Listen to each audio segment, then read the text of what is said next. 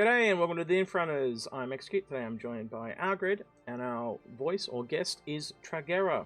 How you doing, mate? Hello, guys. Hello, guys. That's Glad to right. be here.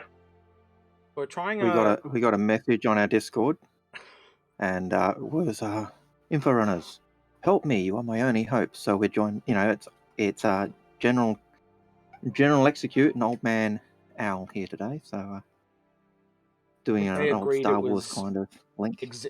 Exetor Execute or whatever. I don't know. I said Janitor Execute, but I've been outvoted on that, so we'll see. So I'm trying a little bit of a different loadout today, so bear with us. So I'm going to be trying some little new graphical things, but I don't know if this is going to work, hence why the Inforunners logo is kind of moved over to this side, because we're going to be displaying stuff off over here. So, yeah. Yep. In the green void. In the green void. So, I think straight off the bat, we'll kick it over to the browser. And Traghera, you can tell us about your fleet. So, let's start with the Fire Hornet. What was your thought process behind this little beauty? Okay, so the little Hornet was a CCU upgrade chain from my base game package. It started off as Arrow, and I slowly upgraded up to a normal Hornet, and then the Hornet Wildfire just for the skin because I thought it would look cool. Okay. And it was currently my base Hang on. package. And That's not what I want to know. What I want to know is, why do you have this ship? That's what I want to know for each of these. Why do you have this? Yep, that's it. Why do you have this? Okay, so I have it because as part of my work, I am also a part-time fighter pilot, and I needed a combat ship that is a fighter. And I thought that the Hornet would be, because of its price tag, relatively more expensive than the other fighters in game. I thought it would be a good thing to buy with money. Okay, all right. Pause there. Same question for all these ships. Why did you get it, essentially? Okay, so I think this one was actually my first proper buy by itself. I just loved the way the ship looked. I loved the asymmetry, and I loved the amount of firepower it had on it. And because I'm very interested in very high combat and bounty hunting, I thought that this little beauty can take out most bigger ships as well. And I could just use it as a kind of jack of all trades as well. Okay. All right. The MSR. The MSR I got just because it reminded me of the Millennium Falcon, and I kept hearing that everybody who bought it had a good time with it, and it also was the newest ship at the time, just about to be released. And I said, like, well, I had the old Hawk lying over that I knew I had to upgrade the LTI because I watched you guys, and you mentioned one of the first things is always sell fighters. So I thought to myself, I have it there. I might have to upgrade it. Might as well try out the MSR while it's fresh out the oven. The Taurus. Okay, so the Taurus is a straight up CCU mule for me. Since it hasn't been released yet and is very close to release, I thought that will jump a bit in price and I can just snack a little few extra dollars of CCU worth upgrade. And this one is actually upgraded from the Dragonfly LTI that you get from a referral bonus. Right. Retaliator. Okay, so this bird I got for one thing as part of my work, as one of my other roles is a big ship pilot and a big ship captain, and we currently had a big focus on Retaliator bombers, especially during the event. And I just kind of like the ship itself, and because I'm so combat focused, I thought it would be a great fit. And since it's also the base, later on I can just use the modularity to get some more out of it. And last but not least, the Bounty Merchantman.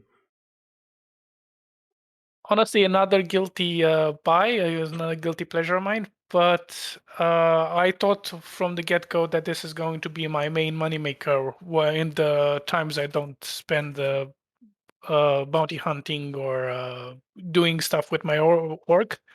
I thought I would just be sitting around the universe with a bazaar trying to sell stuff and moving stuff from place to place. another thing that I thought of is that I could actually use it as a sort of spy in deep territory because nobody wants to shoot up the shop. So, a follow-up question to that: how did you intend to make money with it? Just normal trading cargo and also setting up weapons bazaar and ammo, armor, stuff like that in heavy-duty war zones. You wanted a bit of a Okay. tinker going around the battlefield. Yep. All right. So I'm going to bring up this little text graphic thing off to the side here that we prepared earlier. Rudolph the Red-Nosed Commentator. No, these are directly taken from my notes with the very first discussion I had with Traghera. So he put, and I wrote these down, they're a little bit out of order, but literally can put $200 more into the game was something he told me. The first question we always start with when we do this is, what do you want to do in game? And he told me, and these are the things I wrote down as he told them to me, is a big ship pilot, capital and large, and he mentioned the Retaliator specifically, fleet support, fighter pilot division, bounty hunting as his main solo role, right? And then the next part there are the ships he has and the melt values, and this allows Algared and I to move stuff around. And he's also got the only other thing that he's got that is on his account that's of any value is a CCU from the Starfarer to the Endeavour, which is worth $50. And so basically that allows us to give us the working credits to move stuff around. All right. And after I looked at that, I then what I did, and Algared's looked at this as well after I've done it, is I basically try to find ships that hit as many of these 4 points just here as possible, right? And that's how we get to the ships. And I'm going to flick over to those now. And probably the other thing to point out there is, even though Ray was saying he wants to be a big ship pilot, capital and large ships, he actually doesn't want to own the capital ships. So he's actually said this is a kind of a bigger ship as I want to go. We have recommended one, but that's because he specifically said he wanted that one. Right, so that's right, and that came out in the discussions as well, because it's kind of confusing. He's like, I don't want any capitals, but I want this one. So when you see it, it wasn't us, right? There's always one exception to the rule. Right, so these are the ones that I went with, and Algared mostly agrees, and there are 3 runner-ups after this, and we'll explain those as well. So for me, the Redeemer, or these 3 specifically, have all got modules or plans for modules. And yes, the Redeemer is actually under the $65 million goal. It actually says that the Redeemer is one of the ships to get advanced modularity. Now, whether that is true, so that we'll have to wait and see. You want to say, Algared? Yeah. I was going to say that $65 million stretch goal, which you can find on the payments page or the funding page, basically states that enhanced modularity include, and they talked about Redeemer being one of the ships that would have that advanced modularity. And I think they talked about, hey, if you want to put a certain type of pod in there, buy the pod, put it in. So it's that. So that's quite huge. Whether they just were saying that with Redeemer because that's when Redeemer was out and popular and all the rest of it, or whether it's real, we don't really know. But at the moment, it does have that modularity possibility there, I suppose. Now, all 3 of these ships kind of hit somewhere in the bounty hunting domain as well, overpowering people with your torpedoes, and I guess you could even count torpedoes into the Polaris as well. So that kind of covers that base. You've got your mini gunship that's kind of like a mini hammerhead in the Redeemer. You can also use it as escort duty, so you could make a bit of money on that. In fact, you could use the Retaliator to carry cargo as well as the Caterpillar. And you could have the Redeemer cover them. So he's got his own little mini fleet there that he can work with his, a couple of friends and do, make some money with those as well as use them as combat. And you got to remember his org is one thing I didn't state in the notes back there, but his org is a predominant. Actually, Traghera, you tell them what your org is. There's no point me telling them. You tell them. Okay, should I just say the name as well? You can if you wish. It's totally up to you. But what does your org do? Okay, so I'm with the BSI, the Black Star Initiative, and our main bread and butter is paramilitary sim and security. So we'll do anything from like wage wars for you, protect you on the way, and make sure that your base and your assets are safe. So I think you can see from the previous fleet, if I roll back to the previous fleet, you can see some of those ships are not quite into that role as much, especially things like the Bandit Merchantman. The Mercury Star Runner more likely runs. The other two, the Corsair and the Retaliator, were the only two. Corsair's not in the best place right now, so you can see why we cut that one. And the Retaliator survived for two reasons. One, it's got that really good money-making smuggling potential, which I know it's not on his list, but it's still at least a fallback, so it doubles up. It's excuse me. It's also got the modules of the troop transporters, and a lot of the stuff he told us was there's a lot of first-person combat stuff with his org. Yes, we do have a first-person shooter combat division where we train Marines, and we also have a fighter division, and then there's the big ship division, which I'm primarily part of. Yep. And the third reason is the fact that he actually said Retaliator was one of the ships he was really keen on flying. Yeah. So, he, and you could technically use the Retaliator as a daily driver because it does the cargo and stuff like that. And it's the same reason we recommended the Caterpillar, because the Caterpillar, with all those modules, if you've seen our previous episodes just recently on the Caterpillar, you'll quite literally understand. It opens the door to a few different things along those, medical, the armory, the cargo, the search and rescue operations, which are boarding for bounty hunting, and even maybe some limited salvage as well. And also the med bay option as well. So I think I said quite a few options with the Caterpillar. And originally, Ray wasn't really warming to the idea of a cat because of a modularity, because he saw that as taking away. But when he's had time to think about it, he's come back and said, "Yeah, I'm actually really warm to that."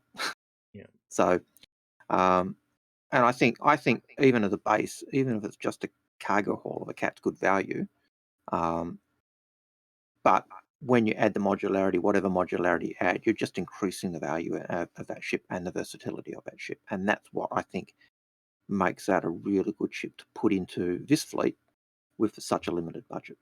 Worst case scenario too, say the cat does just stay a cargo ship, he can always exit strategy out into something else, something that is more tailored. So him being a more of a combat orientated person, I'd probably lean to one of maybe the Connie variants, just because it's got that combat stuff, and then you'd probably lean towards something more that's in his wheelhouse. So the other ship that I did look at briefly because of its modularity, but why I'm going to rule it out, Algared, is the Vanguard.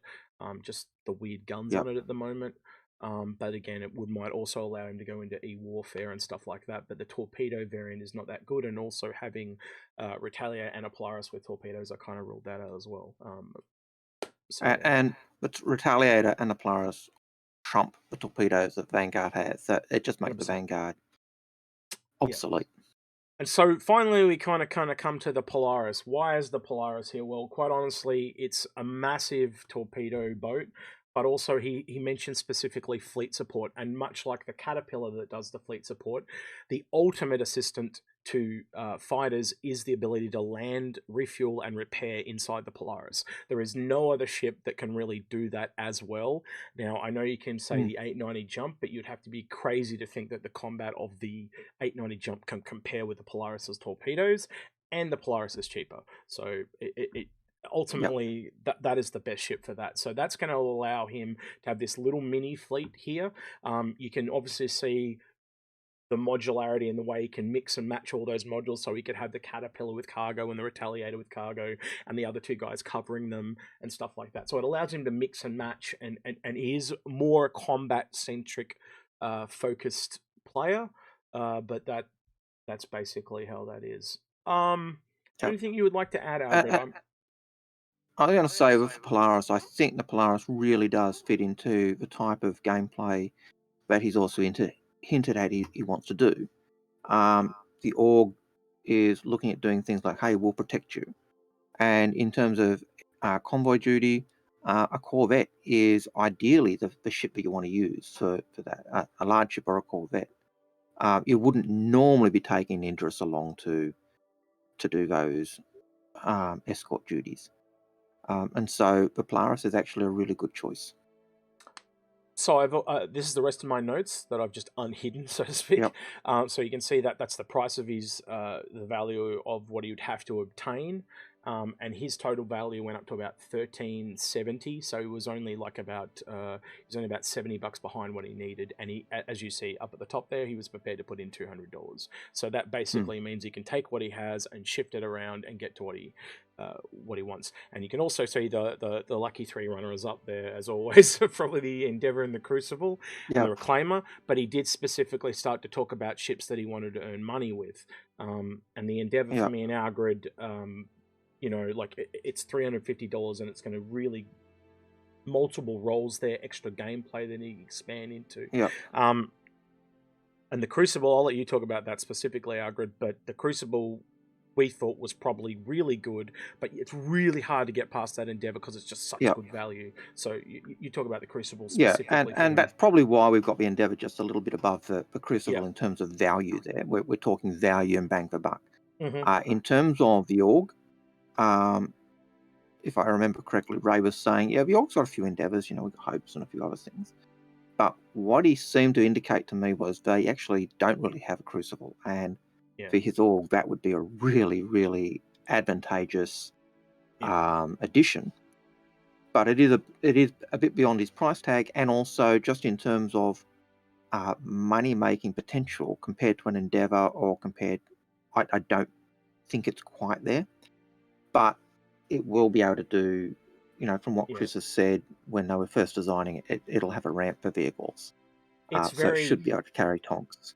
It's as you said, Algared, it's very borderline which one of those two. Like, if there was another ship that were going into this lineup, it is so close. Like, because for him and his Org, it is clearly the Crucible.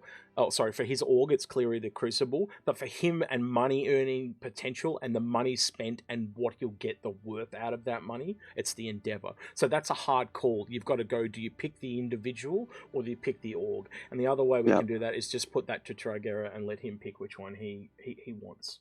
And the Reclaimer and the Crucible for the same reason the Crucible. The Crucible, you could probably do, you know, trade run, you know, cargo running as well. How much you can carry, we're not really sure. Whether you can use the Scarab to cargo haul as well. It's with the engines being able to shift the balance, it probably will be okay in Atmo. But again, it's one of those things we don't really know. Will it be as protected as a Hercules? Again, can't really say. But I still think the Crucible is one of those go-to ships that every Org should have. Like you were when we compare it to the Hercules, like for dropping vehicles and stuff. You just don't know how good it's going to be until they put it in game. You know, they could just make it so it's ridiculously hard to land or something like that, just so the Hercules has a chance. But quite honestly, we also don't know what other vehicles, like I was saying to you yesterday, the Banner Merchantman could possibly carry tanks, and they just haven't told us. We know the Idris can. We know the Idris will be able to. Yeah, we talked about that too. Yeah, like a ferry, I think was the word I used yesterday when we were talking about that. You did specifically call it a ferry. Not a ferry, but a ferry. Yeah. All right. Traghera, so now you've had a look at it and you've had a time to think. I already know the answer to this because you told me earlier, but have you kind of liked the ideas that we've put forward, and do you have plans to basically kind of go ahead, or do you don't like what we suggested? So as Algared mentioned, I was kind of very skeptical, at least a bit, about some of the choices, like the Redeemer and the Caterpillar.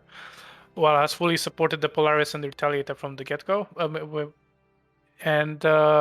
However, after talking to you guys and mulling it over, I do recognize just the sheer potential of the modularity aspects. And just that having that option to go ahead in the future in case I ever get bored of just bounty hunting, or I wanted to take a break or something like that, that just really appealed to me. And you start imagining how you can actually use that, and ideas pop up, and I just really warmed up to the idea. Yeah. Just so yeah, that would be what I would be trying to put into application. Most of the stuff you guys told me about. Yeah. And to add to that, one of the things Algared and I did go back and forward on is him being able to utilize the Polaris to earn things like the Crucible and the Endeavor and stuff like that. And then you start to come into things about like how we all know that the Endeavors, if it stays the way it is definitely going to increase in price. So you got to weigh all that up, and it does become not just difficult for me in Algared, but for in this case Traghera. To make those decisions as well. So I think we all kind of struggle with that, not just us. And I tend to lean towards, I think that's why we lean on the bang for buck mentality so much, Algared, because it's basically the way to strip away favoritism and all that type of stuff. And that can be really hard to do. And it is. And it's certainly, like, I know a lot of viewers often say, you know, do smaller ships, do smaller fleets. You know, it's okay if you're looking at massive fleets, because when you start paring things down, the options you've got just become, I'm up this Polaris, I'm up that second Polaris, and I'll be combined, blah blah blah. But when you're really limited with that budget, and it becomes a hard budget, the options you've got, you've really got to weigh up that situation, and going for bang for buck and looking at how does this help me do the things I want to do, becomes crucial. So so that does kind of make it interesting. I think it was a kind of interesting task for me this one time around because it was so combat focused, and trying to get those roles were very niche, and I did find it interesting because we don't often get super, like, I think that was one of the things Traghera said when I was first talking to him. He's like, but that's what most people do, don't they? They do combat. And I'm like, no, like, it's combat's no, not at all. It's the other way. Like, most people want to do the economic route, and most of them that have combat ships, you hear that they're for defense. So this was, we've done them before, but I think you would agree, Algared, this is one of the first ones we've done a very combat focused in quite some time.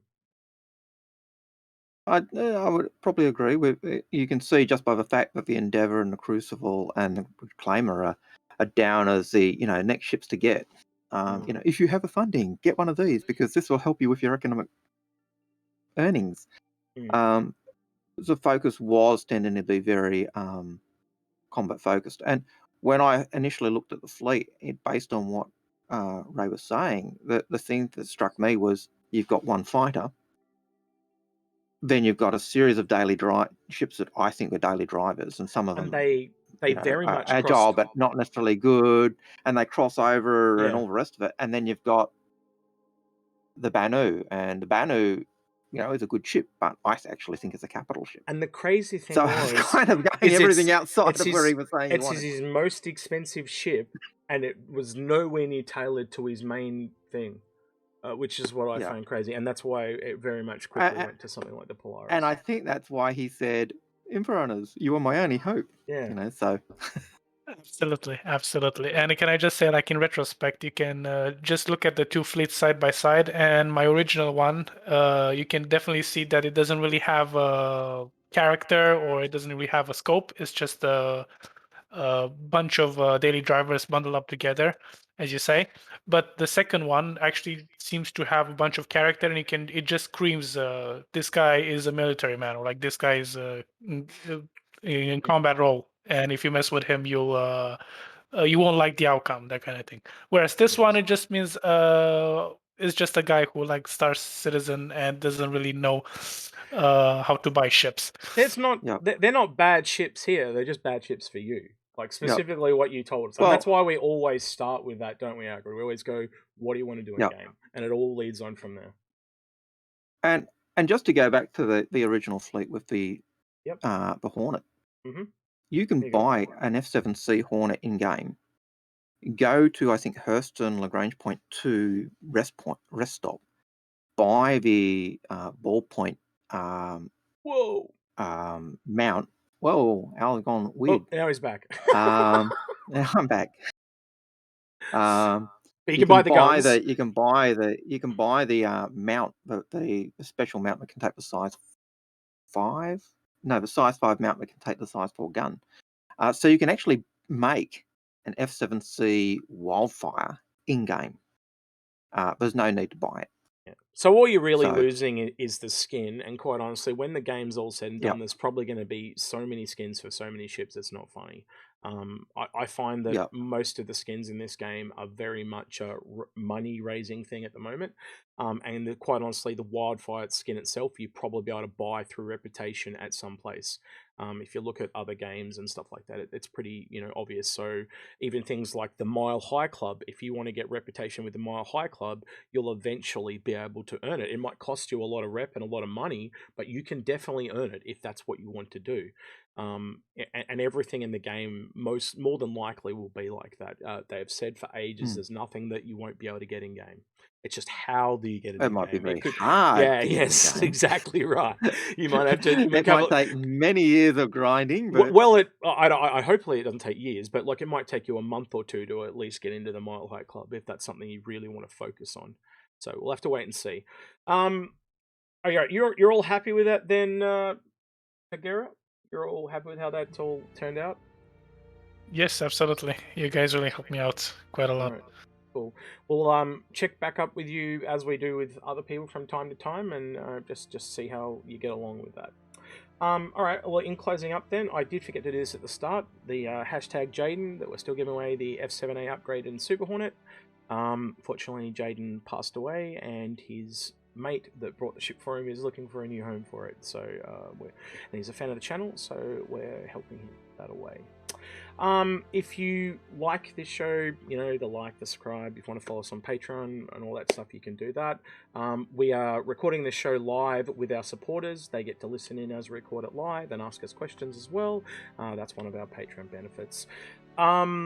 If you like this fleet, by the way, please let us know in the comments what you think of it. Any changes or suggestions. We thought this was a good one specifically, didn't we, Algared? Because it was a smaller fleet and it was also niche, so it kind of made it more interesting to do. We always try and teach something every episode if we can. Is there anything you want to talk about that specifically, Algared, or anything you would like to hear in the comments from people? I would like to hear any suggestions you've got to the fleet, whether you think we've missed something, whether you think we're taking him down an alley to beat him up, or whatever. Yep. But, the usual thing, don't forget, be respectful, be polite. Yep. If you disagree, that's fine. We often disagree on Inforunners, but again, it's just that matter of the way in which you do it. Yeah, same thing, that we do have the Fix My Fleet channel on the Discord as well, so if you are looking for help, you can post it in there. All these discussions start in that channel, and then they kind of get fed up to us by the people that like to look at that stuff, or we might catch it ourselves as well. So in this case, it was brought to, I think it was brought to your attention, and then you brought it to me, and off it went. So yeah, but that's how that happened. Yep. So yeah, if you're looking for help yourself, hit us up in the Fix My Fleet channel on our Discord. All right, he's been Algared, I've been Execute, and Traghera. Say goodbye, and we'll head on out. Okay, goodbye, guys. Thank you again for everything. And yeah, everybody who wants, do join in and ask. The guys are great. Take care.